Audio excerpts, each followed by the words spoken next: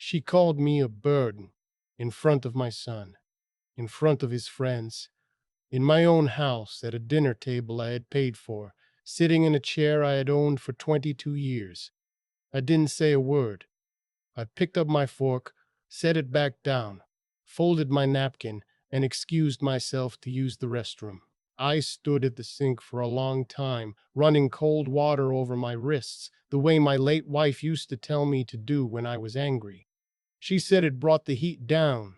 She was usually right about things like that.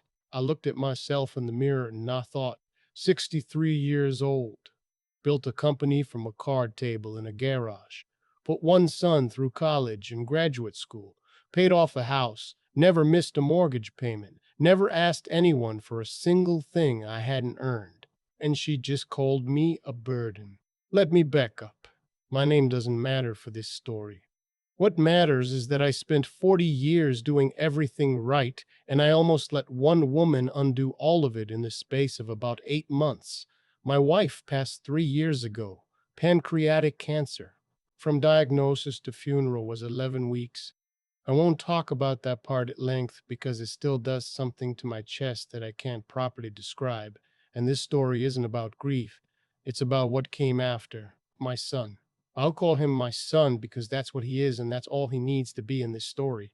He was 34 when his mother died. We were close, or I thought we were. He came to all the right things, showed up at the hospital, held it together at the service, called me every Sunday for about 3 months afterward. Then he met her. I'll call her my daughter-in-law, even though that title still sits wrong in my mouth when I say it out loud. He brought her to Thanksgiving. This was about 14 months after his mother passed. She was polite enough that evening. Sharp, funny, the kind of woman who makes a strong first impression. I liked her. I told my son so in the kitchen while we were washing dishes. I said, she seems good for you. He smiled the way a kid smiles when he's proud of something. I was happy for him. I should have paid closer attention that night because in hindsight there were already small things. The way she looked around the house, not at the decor, not at the photographs, at the space, at what things were worth. I owned the house outright. 3 bedroom, 2 bath colonial on a half-acre lot in a suburb of Columbus. My wife and I bought it in 1998 for $112,000. What it's worth now, I won't say exactly, but the neighborhood has changed considerably.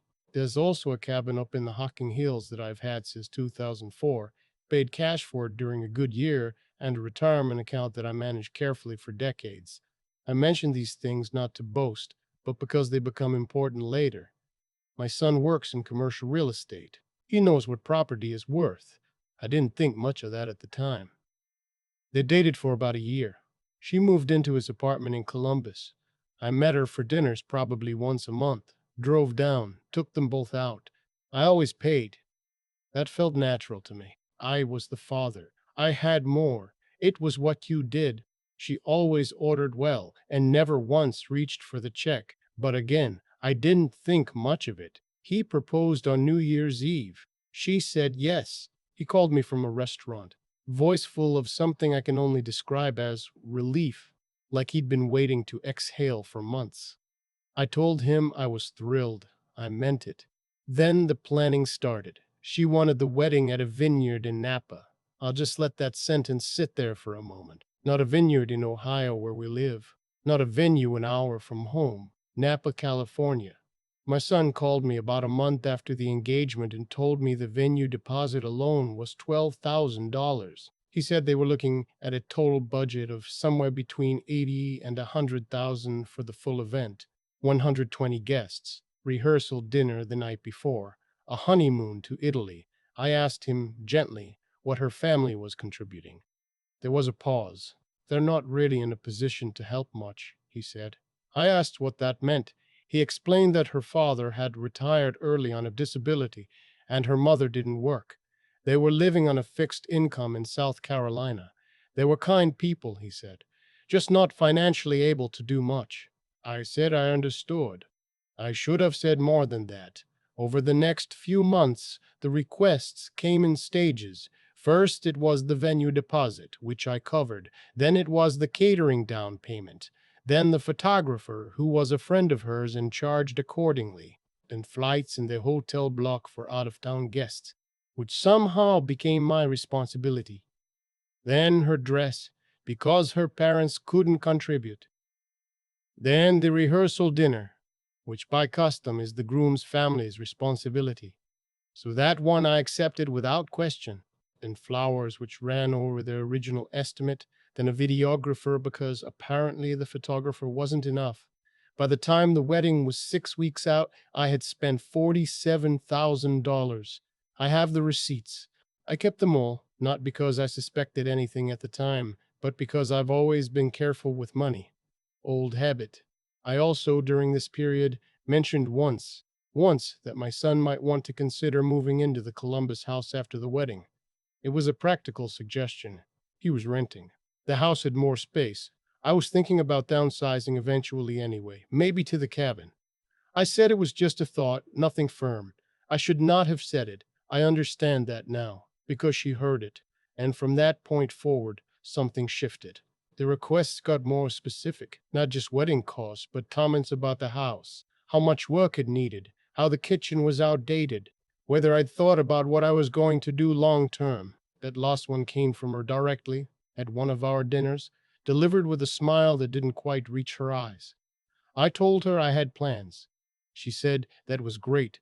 My son changed the subject. The wedding was on a Saturday in June. I flew out to Napa alone because I hadn't brought anyone. There wasn't anyone to bring. I checked into the hotel the night before, had dinner at the bar by myself, went to bed early. The rehearsal dinner was at a restaurant about 20 minutes from the venue. She had picked it. It seated 40 people, prix fixe menu, wine pairings included, $2,300 for the evening. I put it on my card. Her parents were there. Her father was quiet, seemed uncomfortable with the whole thing. Her mother was friendly to me. They thanked me twice for everything I was doing. I could tell they felt awkward about the money, about their own inability to help. I liked them for that. He told me something about where their daughter had not learned her habits. The wedding itself was beautiful. I will say that honestly. The vineyard was stunning. The late afternoon light was the kind you don't get in Ohio. And my son looked happier than I had seen him look in years. I sat in the front row and thought about his mother. I thought she would have cried. I think I almost did too. The reception was inside a converted barn that had been made to look like something out of a magazine. String lights, long wooden tables, flowers everywhere. The food was excellent. The band was excellent. The whole thing was excellent. And it had cost me more than I'd paid for my first car, my son's college tuition, and my cabin combined. I was at the bar getting a club soda. I don't drink much anymore, when she found me. My daughter-in-law, still in her wedding dress, champagne glass in her hand. Though it was her fourth or fifth by that point, her friends were a few feet away watching. She put her hand on my arm and she said, in a voice loud enough that the people nearby could hear, "So we need to talk about the house." I said this wasn't the time. She said, "I think it is." I said we could have that conversation later when things were calmer. She said, "I just think it's important that we're all on the same page. We're going to need more space. A two-bedroom apartment isn't going to work forever, and you have all that room." I kept my voice even. I told her the house was my home, and I hadn't made any decisions about it. She said, "You mentioned it yourself, moving to the cabin." I said I had mentioned it as a possibility, years down the road. She set her champagne glass down on the bar, and then she said in a lower voice, but still loud enough, "You know, it would mean a lot. It would mean you're actually part of this family, instead of just," she paused, "holding on to things." I looked at her. I said, "Nadia, I am going to walk away now." That was the name I had just used. Her name, her actual name, and I'll tell you something. The sound of it in that moment felt like a door closing. She grabbed my arm as I turned. "Don't walk away from me," she said. I looked down at her hand on my arm. I said very quietly, "Please let go." She did. And then, in a voice that went from controlled to something else entirely, she said, loud enough for at least 10 people nearby to hear, "You know what your problem is? You've always been more in love with your money than with your own son. No wonder he needed to get out." I don't remember exactly what happened in the next 3 seconds. I know I stood very still. I know her friends went quiet. I know my son was somewhere across the room and hadn't seen any of this yet. What I remember clearly is the feeling after. Not anger, something colder. I excused myself. I walked to a side door that led out to the vineyard. I stood between the rows of vines for a while and looked at the valley. It was almost 9 o'clock and still light in the California way. My phone was in my jacket pocket. I took it out. I called my attorney. He's an old friend. We've known each other since 1997. He picked up on the third ring, which surprised me because it was past midnight his time in Columbus. I told him I was sorry to call so late. He said, "Don't be stupid. What happened?" I told him. He was quiet for a moment. Then he said, "What do you want to do?" I said, "I want to make sure everything is in order." He said, "I want to make sure everything is in order." He said, "I'll be ready Monday morning." I went back inside. I finished the evening. I danced once with no one in particular, just stood on the edge of the floor and moved a little, so I would look like I was participating. My son found me near the end of the night and hugged me and thanked me for everything. His eyes were glassy, happy, a little drunk. I hugged him back. I held on for an extra second. I flew home Sunday. Monday morning, I was in my attorney's office by 9. The house is in a revocable living trust, has been since 2009. My wife and I set it up when we updated our estate plan after her mother passed. The trust owns the house. I am the trustee. I can do with it whatever I decide. That week, I made some changes to the trust and updated my beneficiary designations across all accounts. I also went through every receipt from the past year. The total, including the rehearsal dinner and some smaller items I had forgotten about, came to $51,400 that I had spent directly on the wedding and related expenses. I organized everything in a folder and gave it to my attorney, not because I expected to be repaid. That was never the point, but because I wanted a clear record.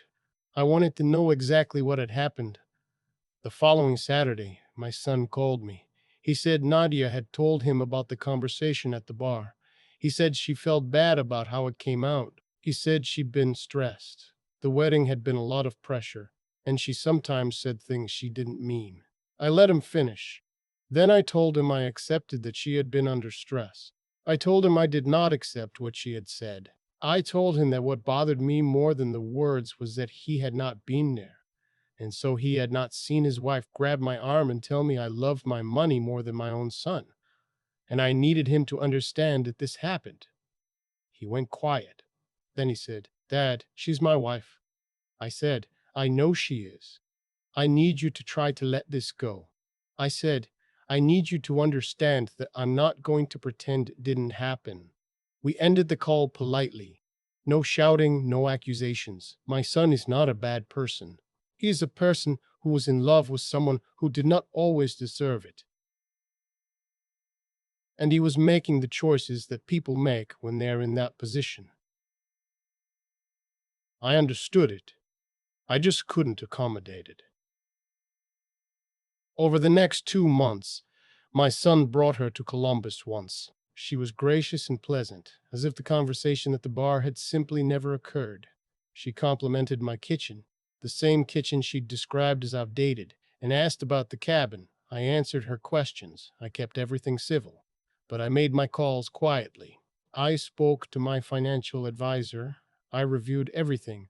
I thought carefully about what my wife would have said, not the comforting thing, but the honest thing, which was usually something short and right in the middle of whatever I was avoiding. And then, in October, my son called me to tell me they were expecting. I sat with that for a long time, a grandchild. I won't pretend that didn't complicate everything. I'd be lying if I said it didn't. There is a version of this story where that news changed my decisions, where I softened, where I thought about continuity, about family, about what it would mean for a child to grow up with a grandfather who had chosen distance. I thought about all of that. I really did. I also thought about the vineyard, about the bar, about the hand on my arm, about my son saying, "I need you to let this go." In November, I drove down to Columbus, unannounced, which I had never done before. I sat in the parking lot of their building for a few minutes. Then I went up and knocked on the door. She answered. My son was at work. She seemed surprised, but stepped back and let me in. I sat down. She sat across from me. I said, "I want to say something, and I'd like you to hear it without interrupting." She nodded. I said, "I don't believe you meant to become someone who treats people the way you treated me that night. I think you're under a lot of pressure, and I think some of what you want is reasonable. But I need you to hear this. I am not a resource. I am a person. I am your son's father, and I was your husband's mother's partner for 31 years, and I funded your wedding because I love my son, not because I owe you a house or an estate or a life that I haven't offered you."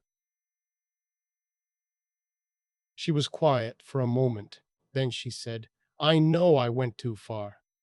I said, "I'm not here for an apology. I'm here so that we both understand where things stand." She looked at me. "And where do they stand?" I said, "I am going to be a present grandfather. I am going to be a fair parent. But I am never going to give my home to someone who looked me in the eye and told me I didn't love my son. And if that's a problem for your marriage, then that's a conversation you and your husband need to have." I stood up. I thanked her for hearing me. I left. I drove back to the Hocking Hills that afternoon. Not to the cabin, just to drive. The leaves were mostly gone by then. The hills were brown and quiet. I stopped at a gas station and got a cup of bad coffee and stood outside in the cold and drank half of it. My phone buzzed. A text from my son. She told me you came by. "Can we talk?" I texted back, "Call me whenever you're ready." He called that evening. We talked for 2 hours. It was the most honest conversation we'd had since his mother got sick. He cried at one point, which surprised me. He said he'd felt caught between us since the wedding. He said he hadn't known what she'd said to me until he heard my full account of it just now, because her version had been different.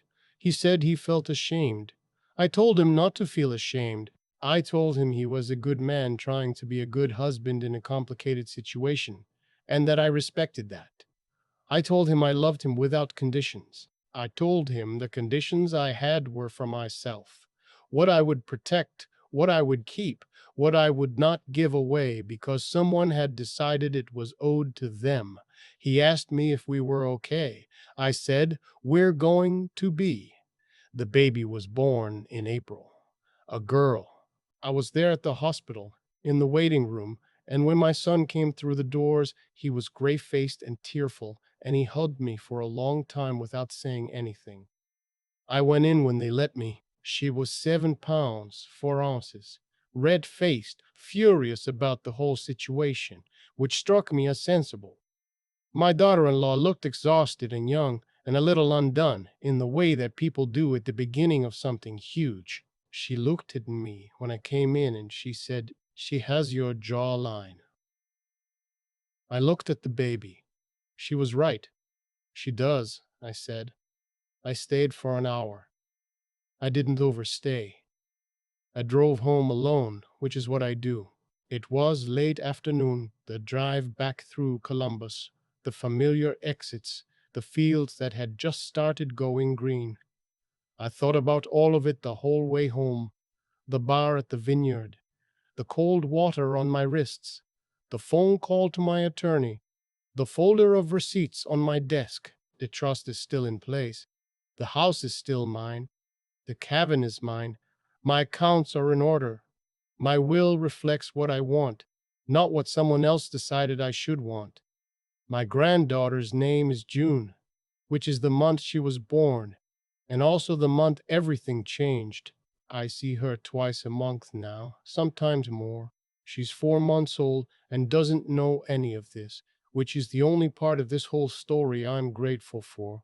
She will know me as her grandfather. She will not know what it cost.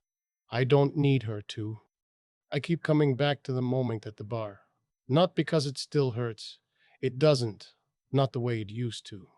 But because of how clearly I can see now what I couldn't see then. Every choice that led to that moment was a link in a chain. Some of those links were hers. Some of them were mine. I paid for things I shouldn't have paid for without a conversation. I offered the idea of the house before I thought it through. I let small things pass because I wanted my son to be happy, and I didn't want to be the friction in his life. Those weren't generous impulses, they were avoidances. And avoidance, I've learned, doesn't make problems smaller. It just delays the moment when you finally have to stand in front of them. What happened at that vineyard was the result of a year's worth of assumptions, hers about what I owed her, and mine about what love required of me. Neither of us was right. But I was the one who had the tools to respond with something other than damage. And that's what I tried to do. I think about what it takes to actually hold yourself together in a moment like that. Not to shout back, not to escalate, not to let someone else's worst behavior become permission for your own. That takes something you have to practice. It's not a personality trait you're born with. My father called it keeping your head while everyone else is losing theirs. I called it survival. Either way, it's something you build slowly over decades of deciding who you want to be when things go wrong. What I'm proud of is not the trust, not the accounts, not the fact that the house is still mine. I'm proud that I walked out to those vineyard rows and thought before I acted. I'm proud that I called my attorney instead of my son. I'm proud that when I finally sat across from Nadia in that Columbus apartment, I said what I meant without cruelty. Those are not small things. I know men who have lost everything, not to bad investments, but to bad moments, because they let anger make the decisions. The intelligence in a situation like this isn't just knowing what to do, it's knowing when to be quiet, when to move slowly, when to wait for the full picture before you draw your conclusions. My son didn't know what had really been said to me until months later, because his wife had given him a different version. I could have told him my version the next morning, loud and hurt and righteous. Instead, I waited until I could tell it clearly. That patience cost me something. It was worth it. And then there's the harder thing, which is this: I don't hate her. I made a decision not to, not for her sake, but for June's and for my son's, and honestly for mine. Carrying that kind of weight around, the hot, daily kind, is a tax on your own life. The people who wronged you don't pay it. You do. Nadia said I loved my money more than my son. She was wrong about that, but she was also, in some way I didn't want to admit, pointing at something real. I had let money stand in for presents. I had paid for a wedding instead of having harder conversations earlier. I had funded a relationship I didn't fully understand. That's not love. That's a substitute for it. The trust is intact. The house is mine. My granddaughter is 4 months old and looks up at me like I'm the most interesting thing in the room.